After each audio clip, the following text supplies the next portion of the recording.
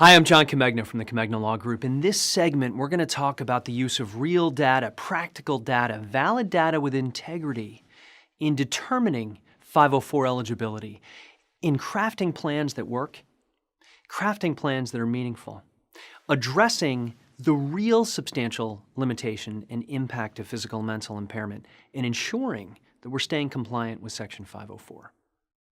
We understand what the criteria is. We understand, and as we've discussed in other segments, we understand the intent of Section 504, the why, the where, the how.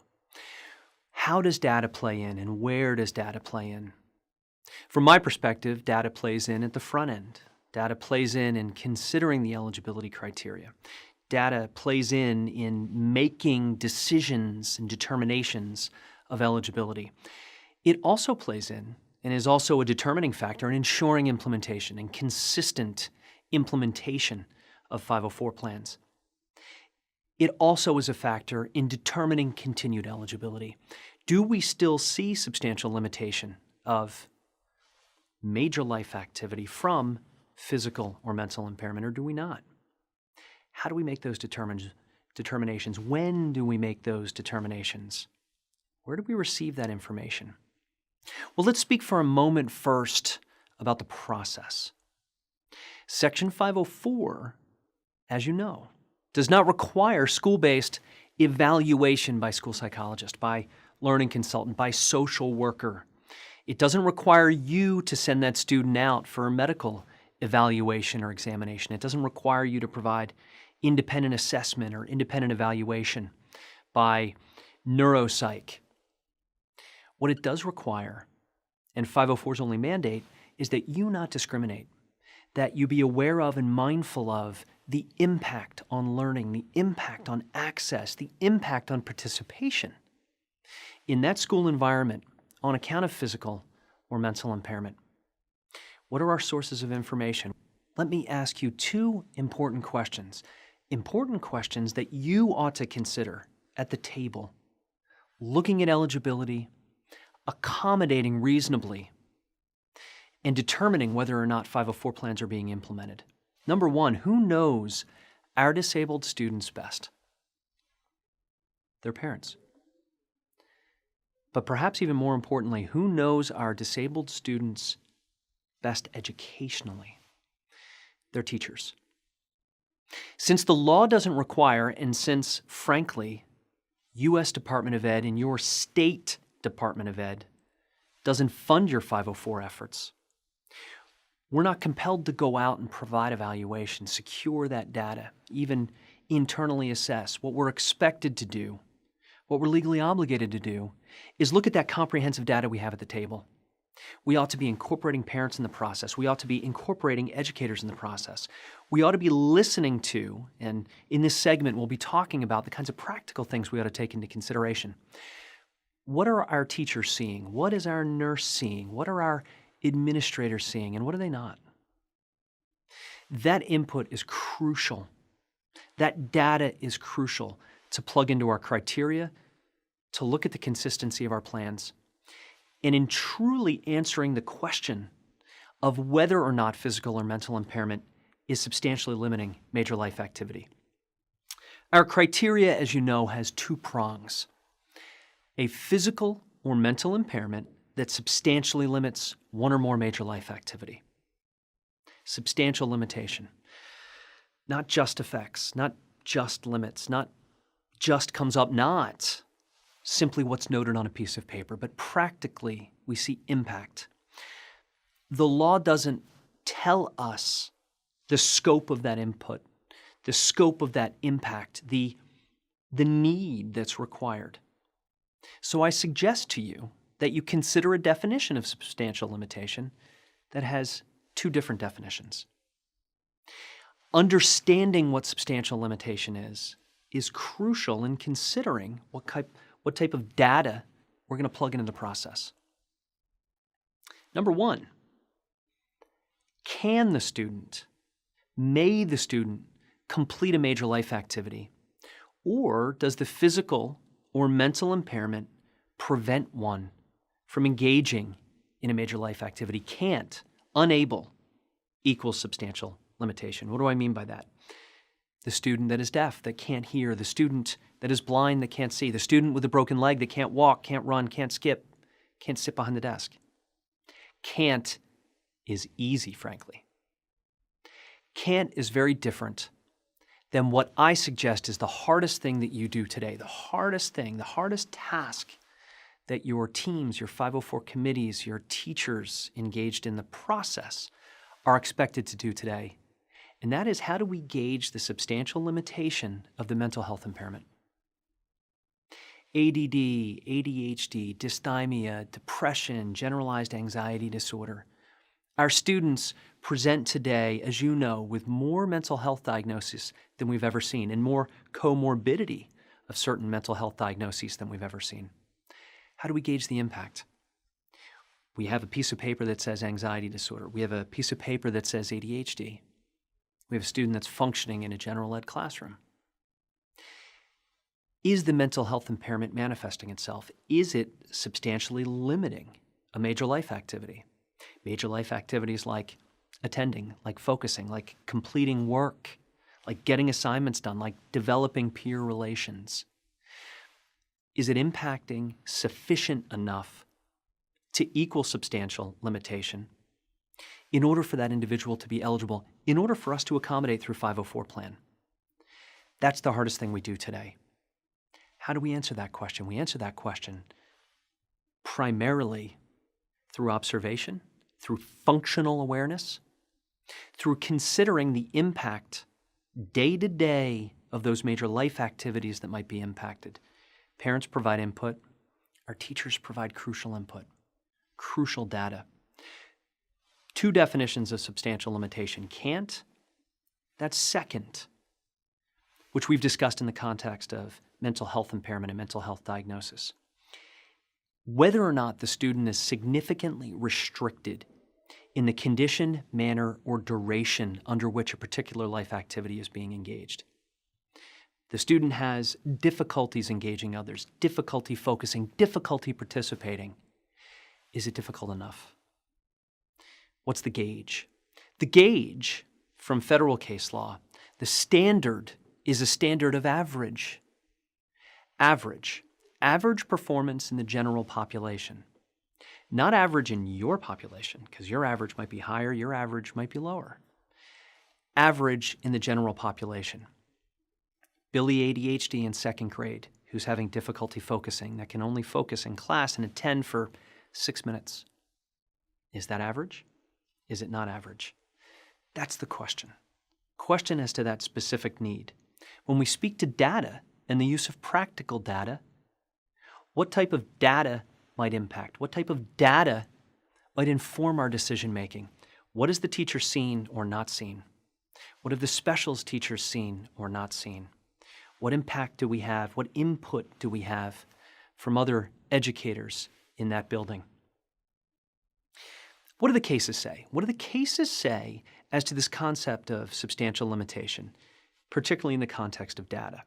Well, 7th Circuit, 2004, Branham v. Snow. Impairment need not cause utter inability.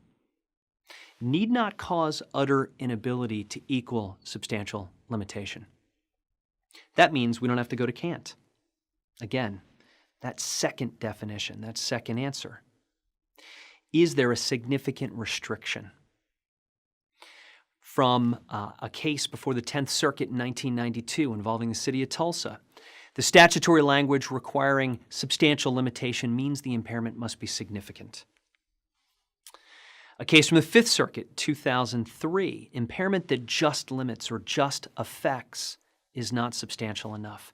When we're peering into that classroom, when we're looking at the completion of activities assigned by the teacher, when we're looking at the student engaged on the athletic field in specials, when we look at that student's compliance with our disciplinary code of conduct, do we see just limit, just effect, or do we see inability, true, consistent pattern of inability to complete that task or function? What data do we have towards that? A very important case that comes from the district court in 2012 asks 3 questions. Three interesting questions. Engaging substantial limitation in application to the data that we have at hand. Number one, what is the nature and the severity of the impairment? What major life activity is impacted? What's the nature of it? How severe is it? Is it an impact that we see on a second-to-second basis, a minute-to-minute basis, an hour-to-hour, a day-to-day? Is it something that comes and goes? Number one. Number two, the duration or expected duration of the impairment. Is this an issue that we likely will see remedied promptly? Billy comes in with a sprained wrist of his right hand, which is his dominant hand. Comes in on a Friday. Is that going to be healed by Monday? Is that going to be healed by next Friday? Or the following week? Is this something that we expect to go away? Or is this going to the third question of that case, permanent or long-term? Or what is the expected permanency or expected duration? We can consider these factors, but folks, let's remember, we can't have bright line standards. We can't say that we have data that reflects. We've only seen this for 2 weeks, therefore it's not enough. We need to see it for 6 weeks. We need to see it for 8 weeks or 6 months. Those type of bright line standards will get you in trouble. Because let's change up the facts a little bit. Let's say Billy comes in on Friday with a sprained wrist, but he has standardized testing on Monday. That wrist difficulty is going to go away in a week, but he probably needs a scribe, or he probably needs someone to assist him in completing that task the following Monday. We need to look at the individual need in that snapshot. We need to inform our process with practical data as to the impact of the difficulty in completing the major life activity. Let's talk about some other recent cases. A case from the District Court in New Jersey, 2014. Civilian Air Force employee brings an action against the Air Force and the Department of the Air Force, alleging violations of ADA, alleging violations of other federal law.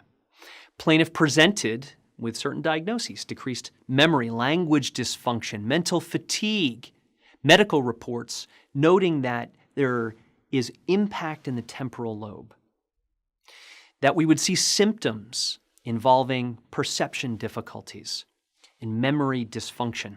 The court said that wasn't enough, that we've got a report from a physician, more than a prescription blank diagnosis, but not enough data to show impact of the difficulty.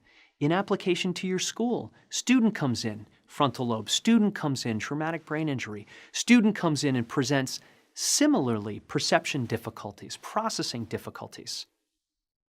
I refer often to the Comegno so what? Born out of empathy and love and care. Here's the diagnosis. When we take that diagnosis to our teachers, to our educators, are they surprised? Have they seen manifestations? What data do we have that shows impact? If we don't have data, we don't have eligibility. Mills, Temple University, 2012. University hospital employee suffers a back injury, brings claims. The court concludes that there are questions about whether or not she was disabled when she was removed, whether or not there was a good faith effort to accommodate. The court looked to a law from 2008, the Americans with Disabilities Act Amendment Act. Let's be mindful, folks, as we've discussed in other segments, and as you're aware, Section 504 applies not just to our students, but also to our employees.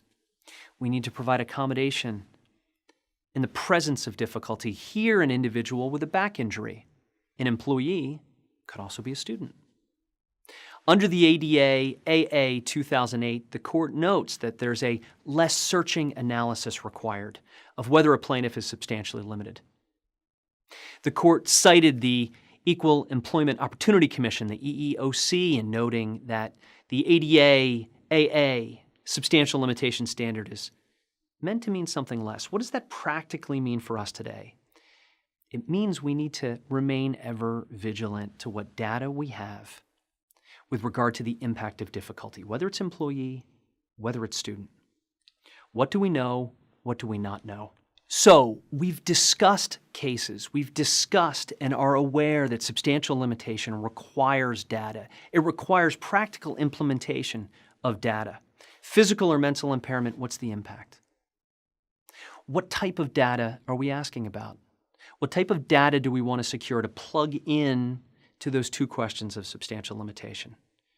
Can't complete the task, can't engage in the major life activity, or significantly restricted enough. My suggestion to you, with regard in particular to mental health difficulty, is make objective that which is inherently subjective. What do I mean? It's obvious to see Billy with a sprained wrist can't write. It's obvious that Jack with a broken leg can't walk down the hallway. It's a lot more difficult. If Billy comes in with a diagnosis of ADHD, or Jack comes in with a diagnosis of dysthymia or depression or generalized anxiety disorder, let's not get turned around with that. Let's not get confused with that. Let's make objective what is subjective. Let's remember that the question here, after we've satisfied that there is a physical or mental impairment, the question is, what's the impact? So let's ask, with regard to the student with the ADHD, the teacher, what's the typical focus? What's the typical attention? When that student is engaging in major life activities in the classroom, is it consistent? Is it consistent with that standard of average in the general population? Or do we see significant restriction in the condition, manner, or duration of that activity? We would expect that student, Billy, ADHD, second grade, to be able to attend for 6 minutes. Is he only attending for 3? The student with the anxiety disorder, do we see impact on completion of activities? Let's break down tasks, discrete objective tasks in the learning process, like taking notes, like focusing and attending in class, like completing in-class assignments, like completing assignments at home, like quizzes and tests and midterms and finals. Let's break each of those out and define them as major life activities. And then let's ask teacher after teacher after teacher as to whether or not we see impact in the completion of those tasks. And graph that information. Let's graph it 0 to 10, 0 to 100. Be specific in your data collection. Be specific as to how you inform this process across the curriculum. Teachers that say we don't see manifestation, we don't see impact, will net out to no substantial limitation. That data reflects that the ADHD, that the anxiety disorder, that the dysthymia, whatever the mental health impairment might be, is not substantially limiting. That means the student's not eligible. Or alternatively, you'll hear that there is impact. We then hold that impact up, as we've discussed, to our general expectation in the population. If we see substantial limitation, we address, we accommodate. If we do not, we do not. In summation, folks, let's remember, we have a diagnosis, we plug it into a criteria. It's important to hear from parents. It's important to hear from educators. It's important to hear from teachers what the real manifestation, what the real impact is of that difficulty. We take that data and plug it in a compliant way. Need, process, in order to ensure progress, in order to ensure access, in order to ensure compliance with Section 504 of the Rehabilitation Act. Thank you for tuning in. Be careful out there.